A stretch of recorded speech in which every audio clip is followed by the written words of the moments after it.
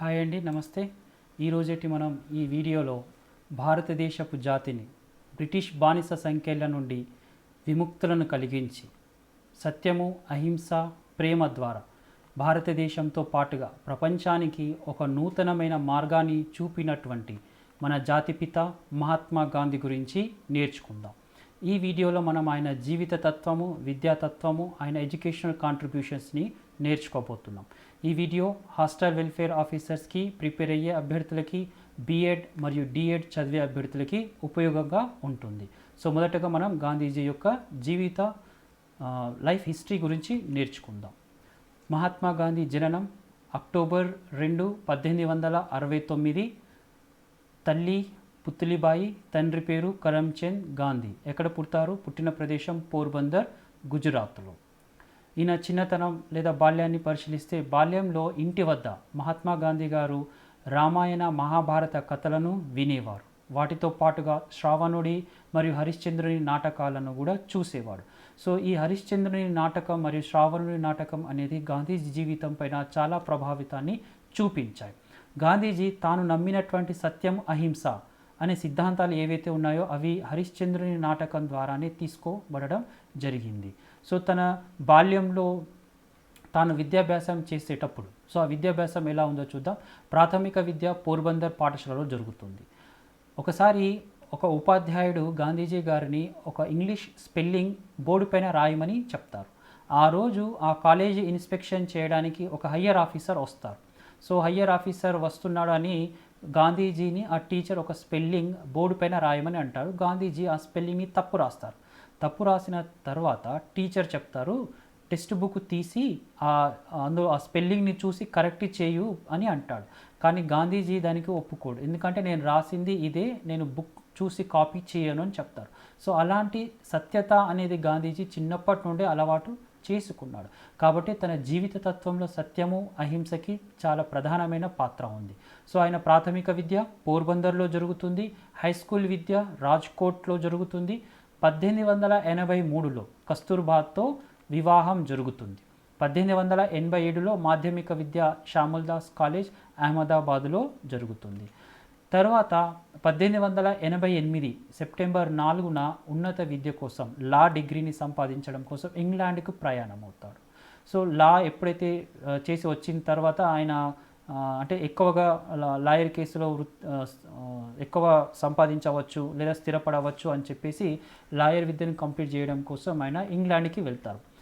ఆ సమయంలో వీళ్ళు వైశ్య కుటుంబానికి సంబంధించిన వాళ్ళు కాబట్టి వీళ్ళకి ఒక నమ్మకం అనేది ఉంది. ఏంటి అంటే ఎవరు కూడా సముద్ర ప్రయాణం చేయకూడదు అని. సముద్ర ప్రయాణం చేస్తే ఏదో జరుగుతుందని వీళ్ళ నమ్మకం. కాబట్టి గాంధీజీ వాళ్ళ పరివారం అందరూ కూడా ఇంగ్లాండ్కి వెళ్ళడానికి ఒప్పుకోరు. కానీ గాంధీజీ ఎలాగో అలా వాళ్ళ పరివారాలందరినీ ఒప్పిస్తారు. దాంతోపాటుగా తన తల్లికి 3 ప్రమాణాలు చేస్తారు. మద్యము, మత్తు, మగవ వీటి దూరంగా ఉంటానని చెప్పేసి 3 ప్రమాణాలు చేస్తారు. అప్పుడు తల్లి కూడా ఒప్పుకుంటుంది. గాంధీజీ అప్పుడు ఇంగ్లాండ్కి ప్రయాణం అవుతాడు. 1891లో మళ్ళీ ఇండియాకి తిరిగి రావడం జరుగుతుంది. తిరిగి వచ్చిన తర్వాత అదే సంవత్సరంలో గాంధీజీ తల్లి కూడా మరణం జరుగుతుంది. మరణించిన తర్వాత గాంధీజీ స్థిరపడడానికి చాలా ప్రయత్నం చేస్తారు. ఉద్యోగం కోసం అనేక ప్రయత్నాలు చేసి చాలా ఇబ్బందులు పడతారు. ఇదే సమయంలో 1893లో ఒక కేసు నిమిత్తం దక్షిణాఫ్రికాలోని నాటల్ అనే ప్రదేశానికి ప్రయాణం అవుతాడు. ఏంటి అంటే ఒక కేసుని వాదించడానికి గాంధీజీ వెళ్తారు. ఏంటి ఆ కేసు అంటే నాటల్ ప్రదేశంలో ఉన్న భారతీయ వ్యక్తులు ఉంటారు. ఆ వ్యక్తులకి సంబంధించిన కొన్ని ఇండస్ట్రీస్ అనేటివి కోర్టు కేసులో ఉంటాయి. సో ఆ కోర్టు కేసుని వాదించి ఆ ఇండస్ట్రీస్ని తమ ఆధీనంలోకి తీసుకురావడానికి గాంధీజీని వాళ్ళు లాయర్గా పెడతారన్నమాట. సో అలా గాంధీజీ ఆ కేసు నిమిత్తం నాటల్కి వెళ్తాడు. 1893 నుండి 1914 వరకు సౌత్ ఆఫ్రికాలోనే ఉంటాడు. అక్కడ భారతీయ సమాజం యొక్క అభివృద్ధి కోసం అనేక ఉద్యమాలు చేస్తారు. దాంతోపాటు వర్గరహిత సమాజం కోసం కూడా పోరాటం చేస్తారు. మనకు అక్కడ ఒకసారి గాంధీజీ ఫస్ట్ క్లాస్ ఏసీలో ప్రయాణం చేస్తుంటారు ట్రైన్లో. కానీ అక్కడ ఉన్న శ్వేత జాతి వాళ్ళు వచ్చేసి ఈయనను 3rd క్లాస్ లోపలికి వెళ్ళు అని చెప్పేసి చెప్తారు. అప్పుడు గాంధీజీ నా దగ్గర ఫస్ట్ క్లాస్ టికెట్ ఉంది, నేను వెళ్ళను అని అంటే ట్రైన్ నుండి ఆయనను దుబ్బేస్తారన్నమాట. సో అది ఒక ఉద్యమంగా అయినా చేస్తారు. సత్యాగ్రహం అనే నాన్ వైలెన్స్ అనే ఆ పద్ధతులన్నిటి గాంధీజీ మనకి సౌత్ ఆఫ్రికా నుండే నేర్చుకోవడం అనేది జరుగుతుందన్నమాట. సో అలా భారతీయ సమాజం ఉన్నతి కోసం, సౌత్ ఆఫ్రికాలో ఉన్న భారత సమాజం ఉన్నతి కోసం ఆయన అనేక రకాలైన పోరాటాలు చేశారు. 1910లో జోహెనెస్బర్గ్లో టాల్స్టాయ్ ఆశ్రమాన్ని స్థాపిస్తాడు. సో ఈ టాల్స్టాయ్ ఆశ్రమంలో కూడా భారతీయుల కోసమే స్థాపించడం జరుగుతుంది. అనేక రకాల ఉద్యమాలు కూడా ఇక్కడ జరుగుతాయి. సత్యము అహింస అనేది ఇక్కడ ప్రధానమైన సూత్రం ఈ ఆశ్రమం యొక్క. 21 సంవత్సరాలు గడిపిన తర్వాత 1915 జనవరి 9న గాంధీజీ గారు ఇండియాకి వస్తారు. జనవరి 9న వస్తారు కాబట్టి మనం ప్రజెంట్ కూడా జనవరి 9ని మనం ఎన్ఆర్ఐ డేస్గా జరుపుకుంటున్నాం అన్నమాట. 1916 నుండి 1945 వరకు భారతదేశ స్వాతంత్రోద్యమంలో చాలా యాక్టివ్గా పార్టిసిపేట్ అవ్వడం జరుగుతుంది. సో ఒక వ్యక్తి ఎలాంటి ఉద్యమాలు అంటే ఎలాంటి వ్యక్తులను ఇబ్బందులకు గురి చేయకుండా, ఎలాంటి వ్యక్తిని చంపకుండా, ఎలాంటి రక్తపాతం జరపనీయకుండా సత్యము అహింస ద్వారా ఒక జాతికి, ఒక దేశానికి స్వతంత్రం తీసుకురాగలిగాడు అంటే అది కేవలం గాంధీజీ మాత్రమే. గాంధీజీకి రాజకీయ గురువు గోపాలకృష్ణ గోఖలే గారు. ఈయనకు కల బిరుదులు మహాత్మా అని రవీంద్రనాథ్ ఠాగూర్ అంటారు.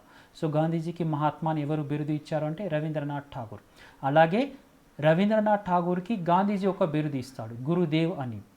తర్వాత బాపు, జాతిపిత అని సుభాష్ చంద్రబోస్ అంటారు.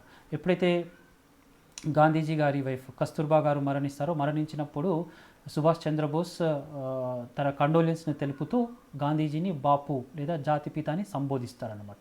1930న గాంధీజీ తుది శ్వాస విడుస్తారు. ఈయన రచనలు మై ఎక్స్పెరిమెంట్ విత్ ట్రూత్, ఇది ఆయన ఆత్మకథ. తర్వాత సత్యాగ్రహ, ఇవి ఆయన రచనలు. ఈయన స్థాపించిన పత్రికలు యంగ్ ఇండియా, హరిజన్, నవజీవన్. ఈ హరిజన్ అనే పత్రిక ప్రధానమైనది. ఇక్కడనే ఈ పత్రికలోనే గాంధీజీ తాను ప్రతిపాదించిన బేసిక్ ఎడ్యుకేషన్కి సంబంధించిన ప్రచురణలను చేస్తారు హరిజన్ అనే పత్రికలు. ఈయన స్థాపించిన ఆశ్రమాలు ఫీనిక్స్ అనే ఆశ్రమం డర్బన్లో స్థాపించారు, సౌత్ ఆఫ్రికా. టాల్స్టాయ్ అనే ఆశ్రమం జోహెనెస్బర్గ్, సౌత్ ఆఫ్రికాలో. సాబర్మతి, గుజరాత్, ఇండియా. వార్దా, మహారాష్ట్ర, ఇండియాలో. సో ఈ 4 ఆశ్రమాలు గాంధీజీ గారు స్థాపిస్తారు. జీవిత తత్వం, గాంధీజీ యొక్క లైఫ్ ఫిలాసఫీ ఎలా ఉంది మనకి తెలుసు. గాంధీజీ చనిపోయేటప్పుడు కూడా ఎప్పుడైతే గాడ్సే గోళీలు షూట్ చేసేటప్పుడుగా హేరామ్ అని అంటూ చనిపోయారని చెప్తారు. అంటే తన చివరి శ్వాస వరకు కూడా గాంధీజీకి దైవం పట్ల అమితమైన విశ్వాసం అనేది ఉంది. కాబట్టి ఆయన ప్రధానమైన జీవిత తత్వం ఏంటి? దైవం పట్ల విశ్వాసం, ఫెయిత్ ఇన్ గాడ్. సత్యము అహింస, తన చివరి శ్వాస వరకు కూడా సత్యం అహింస అని ఫాలో అయ్యారు. సత్యము అహింస ప్రేమ అనేది ఆయన జీవిత తత్వం నుండి మనం నేర్చుకోవచ్చు. సోదర భావం, బ్రదర్హుడ్. కులం, మతం, వర్ణము, వర్గరహిత సమాజం కోసం ఆయన చాలా పాటుపడ్డాడు. సామాజిక సేవ, సోషల్ సర్వీసెస్ కోసం అనేక ఆశ్రమాలు స్థాపించి నిమ్న జాతీయులు లేదా నిమ్న వర్గీయుల అభివృద్ధి కోసం ఈయన సోషల్ సర్వీస్ని చేయడం అనేది జరిగింది. హరిజన సేవ అనేది కూడా స్థాపించారనమాట. తర్వాత రామరాజ్య స్థాపన ఈయన ఆశ. రామరాజ్య స్థాపన అంటే ప్రజలందరూ కూడా సుఖ సంతోషాలతో గడపడమే రామరాజ్య స్థాపన అని చెప్తారనమాట. ఇది ఆయన జీవిత తత్వం. ప్రధానంగా ఏంటి? దైవం పట్ల విశ్వాసం ఉండే, తాను నమ్మిన సిద్ధాంతం ఏదైతే ఉందో సత్యం అహింస ప్రేమ, ఇది తన తుది శ్వాస వరకు కూడా గాంధీజీ ఫాలో అయ్యారు. ఈయన విద్య తత్వం ఏంటి? గాంధీజీ ప్రకారం విద్య అంటే ఏంటి? మానవునిలో మరియు శిశువులో అత్యున్నతమైన శారీరక, మానసిక, ఆధ్యాత్మిక శక్తులను సమగ్రంగా వెలికి తీయడమే విద్య. సో విద్య ఏం చేయాలి? మనలో ఉన్న శారీరక, మానసిక, ఆధ్యాత్మిక శక్తులను వెలికి తీయాలి. By education I mean an all round development out of the best in child and man, body, mind and spirit. శారీరకంగా, మానసికంగా, ఆధ్యాత్మికంగా మనల్ని ఉన్నతంగా తయారు చేసేదే విద్య అని చెప్తారు. అక్షరాస్యత మాత్రమే విద్య కాదు, కేవలం లిటరసీ అనేది విద్య కాదు. మరి ఏంటి విద్య?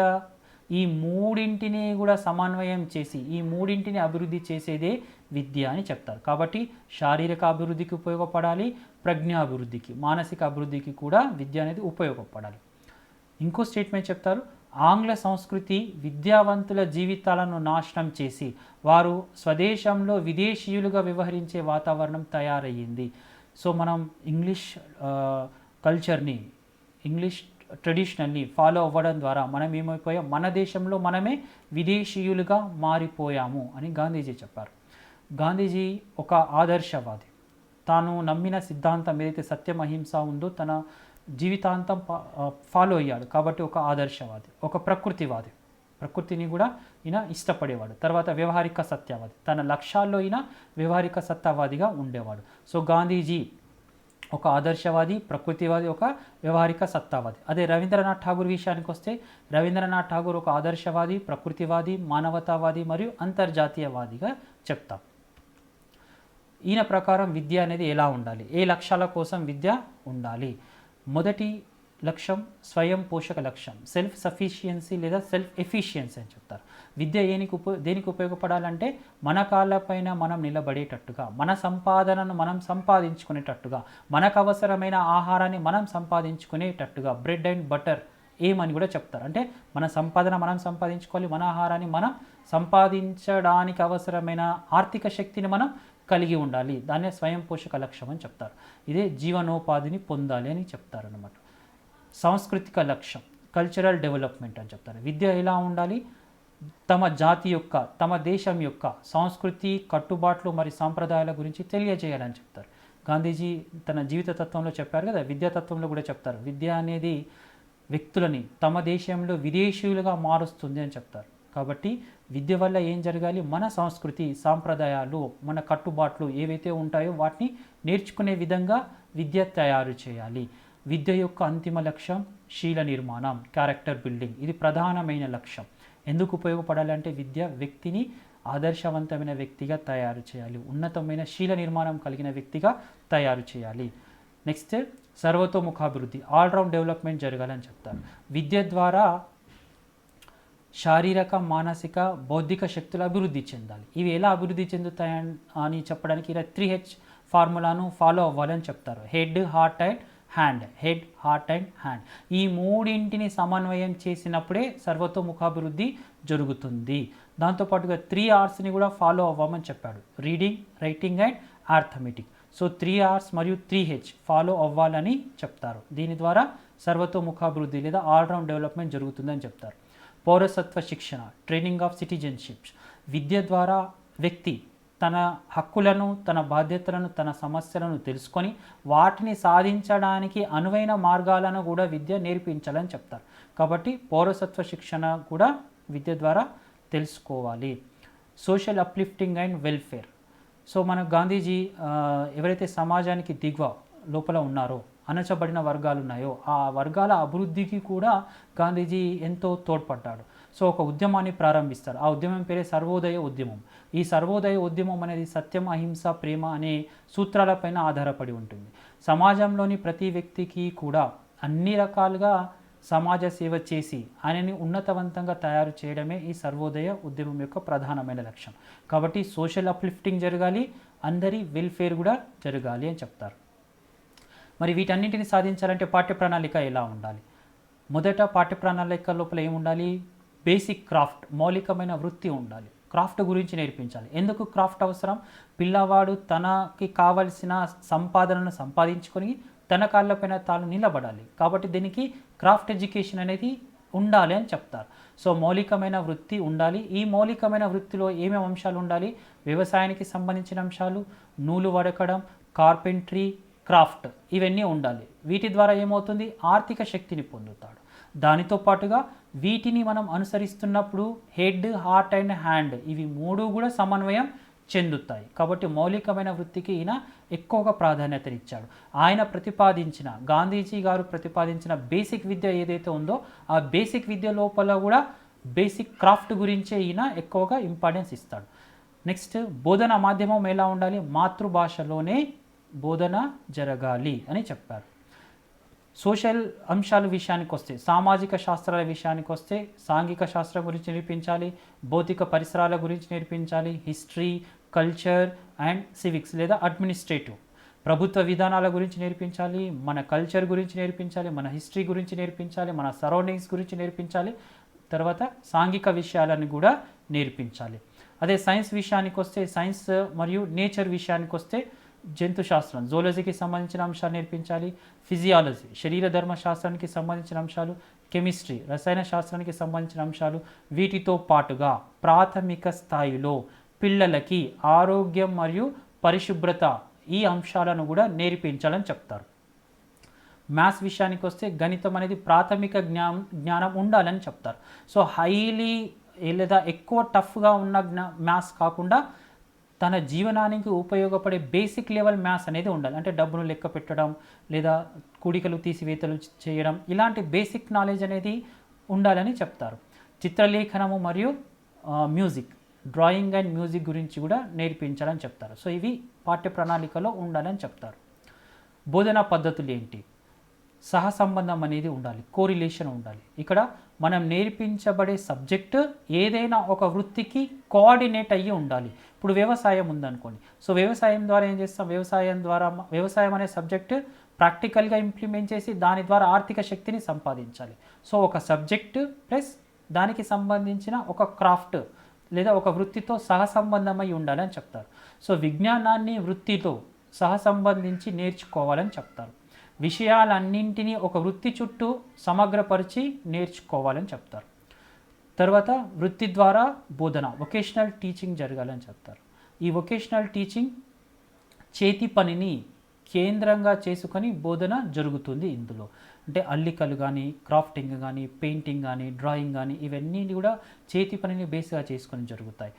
యాక్టివిటీ బేస్డ్ టీచింగ్ కూడా ఉండాలి. కృత్య ద్వారా బోధన జరిగించాలి. స్వీయ అనుభవాల ద్వారా బోధన, సెల్ఫ్ ఎక్స్పీరియన్సెస్ కూడా జరగాలని చెప్తారు. ఎందుకంటే ప్రతిదీ కూడా మనం నేర్పించలేం కాబట్టి పిల్లవాడు తన అనుభవాల ద్వారా కూడా కొంచెం నేర్చుకోవాలని చెప్తారు. సో సెల్ఫ్ ఎక్స్పీరియన్స్కి కూడా గాంధీజీ ప్రాముఖ్యతనిచ్చారు. వీటితో పాటుగా లెక్చరర్ మెథడ్ ఉండాలని చెప్తారు. డిస్కషన్ మెథడ్ లేదా చర్చా పద్ధతి ఉండాలని చెప్తారు. క్వశ్చనింగ్, ప్రశ్నించడం ద్వారా నేర్చుకోవడం. తర్వాత లెర్నింగ్ బై డూయింగ్. సో ఇవి గాంధీజీ ప్రతిపాదించిన బోధనా పద్ధతులు. ఉపాధ్యాయుడు ఎలా ఉండాలి? గాంధీజీ ఉపాధ్యాయుడికి ప్రధానమైన స్థానాన్ని ఇస్తాడు. ఉపాధ్యాయుడి యొక్క లక్షణాలు కూడా చెప్తారు. గాంధీజీ ప్రకారం ఉపాధ్యాయుడు వృత్తి పట్ల అంకిత భావం, డెడికేషన్ లేదా కమిట్మెంట్ అనేది ఉండాలి. ఎప్పుడైతే ఉపాధ్యాయుడికి వృత్తి పట్ల అంకిత భావం ఉండదో ఆ ఉపాధ్యాయుడు టీచింగ్ చేయకూడదని కూడా చెప్తారు. వెల్ ట్రైన్డ్ అయి ఉండాలి, సుశిక్షితుడై ఉండాలి, విజ్ఞాన గనుడై ఉండాలి, మెన్ ఆఫ్ నాలెడ్జ్ అంటే తాను బోధించబడే అంశాల పట్ల పూర్తి అవగాహన కలిగి ఉండాలి. దాంతోపాటుగా దేశభక్తుడై ఉండాలి. ఎందుకంటే టీచర్ దేశభక్తుడవుతేనే తన పిల్లల్ని దేశభక్తులుగా తయారు చేస్తారు. కాబట్టి దేశభక్తి అనేది ఉపాధ్యాయుడిలో ఖచ్చితంగా ఉండాలి. చక్కని శీలం ఉండాలి, క్యారెక్టర్ పర్సన్ అయి ఉండాలి, మానసికంగా దృఢంగా ఉండాలని చెప్తారు. వేలాది మందికి అక్షర జ్ఞానం ఇవ్వగలిగేవాడుగా, రెడీ టు సర్వ్ మాసెస్, వేల మందికి కూడా జ్ఞానాన్ని ఇచ్చేవాడుగా ఉపాధ్యాయుడు ఉండాలని చెప్తారు.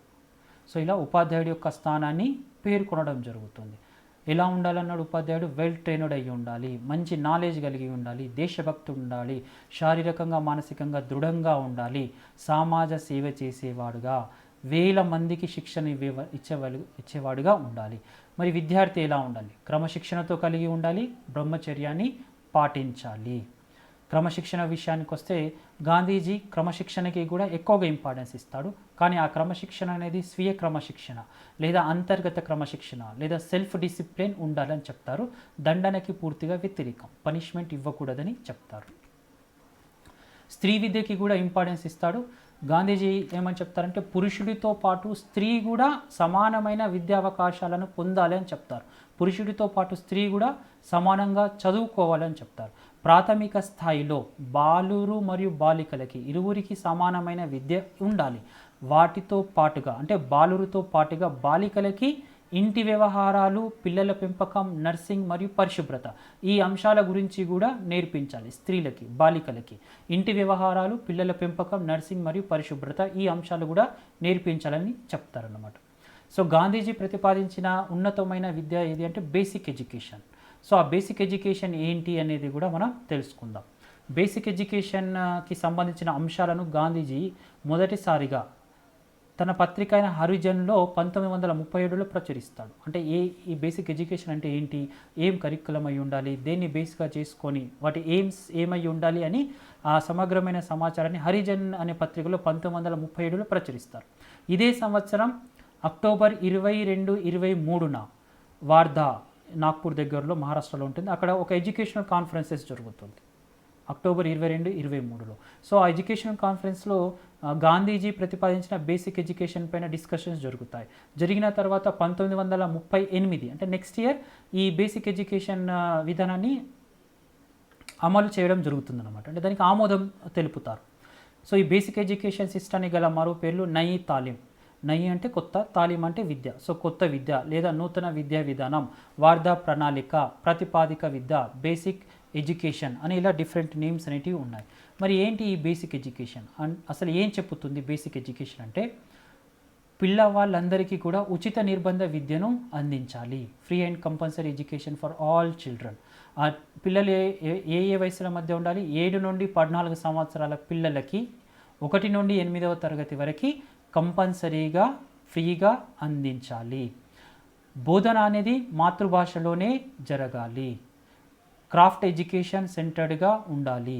సో పిల్లవాడి విద్యాతత్వం మనం చూసాం కదా, విద్య ఎలా ఉండాలని చెప్తారు? హెడ్, హార్ట్, హ్యాండ్ని సమ్మిళితం చేసి తన కాళ్ళపైన తాను నిలబడే విధంగా ఉండాలి. సో అలా ఉండాలంటే పిల్లవాడికి క్రాఫ్ట్ గురించి నేర్పించాలి. సో ఎడ్యుకేషన్ అనేది క్రాఫ్ట్ సెంటర్డ్గా ఉండాలి. ఎంఫసిస్ ఆన్ కొలాబరేటివ్ లెర్నింగ్, సమన్వయంతో కూడినటువంటి మనసు, శరీరం మరియు ఆధ్యాత్మిక, హెడ్, హార్ట్, హ్యాండ్ ఈ మూడింటి సమన్వయం ద్వారా విద్య నేర్చుకోవాలని చెప్తారు. Development of faith on truth and non violence, సత్యము మరియు అహింస పైన అవగాహన కల్పించాలి. సమాజ సేవ చేసేవాడిగా కూడా విద్య ఉండాలి. అవేర్నెస్ ఆన్ సోషల్ సర్వీసెస్, అక్కడ టీచర్ కూడా చెప్పారు కదా, టీచర్ ఎలా ఉండాలి? Ready to serve the masses, వేల మందికి సేవ చేసేవాడుగా ఉండాలని చెప్పారు. సో సమాజ సేవ చేసే విధంగా కూడా విద్య ఉండాలని చెప్పారు. Development of self reliance and patriotism, ప్రతి వ్యక్తిలో తన పట్ల తన నమ్మకం మరియు దేశభక్తిని పెంపొందింపచేసే విధంగా విద్య ఉండాలి. Sensitise on cleanliness and untouchability, పరిశుభ్రతకి సంబంధించిన విషయాలు నేర్పించాలి. అంటరానితనం పైన కూడా అవగాహన కలిగించాలి. Emphasis on character building and moral development, శీల నిర్మాణాన్ని చేసే విధంగా ఉండాలి. నైతికాభివృద్ధికి కూడా విద్య ఉండాలి. సో ఈ అంశాలన్నిటివి బేసిక్ ఎడ్యుకేషన్ సిస్టంలో ఉన్నాయి. The object of basic education is the physical, intellectual and moral development of children. So ఏంటి ఆబ్జెక్ట్? పిల్లవాడి యొక్క శారీరక, బౌద్ధిక మరియు నైతిక విలువలను పెంపొందింపచేయాలి. ఎలా పెంపొందింపజేస్తారు? The medium of hand craft, craft ద్వారా, హ్యాండ్ క్రాఫ్ట్ ద్వారా ఈ మూడింటి యొక్క డెవలప్మెంట్ జరుగుతుంది. హ్యాండ్ క్రాఫ్ట్ ద్వారానే ఆల్రౌండ్ డెవలప్మెంట్ జరుగుతుంది. అదే బేసిక్ ఎడ్యుకేషన్ యొక్క ఎయిమ్. సో ఇది గాంధీజీ ప్రతిపాదించిన విద్యాతత్వం, ఆయన జీవన విధానం, విద్యా లక్ష్యాలు, ఉపాధ్యాయుడు ఎలా ఉండాలి, క్రమశిక్షణ ఎలా ఉండాలి, విద్యార్థి ఎలా ఉండాలని మనం నేర్చుకున్నాం. నెక్స్ట్ వీడియోలో మరో విద్యా తత్వవేత్తతో కలుద్దాం. అంతవరకు సెలవు. Have a good day. Thank you.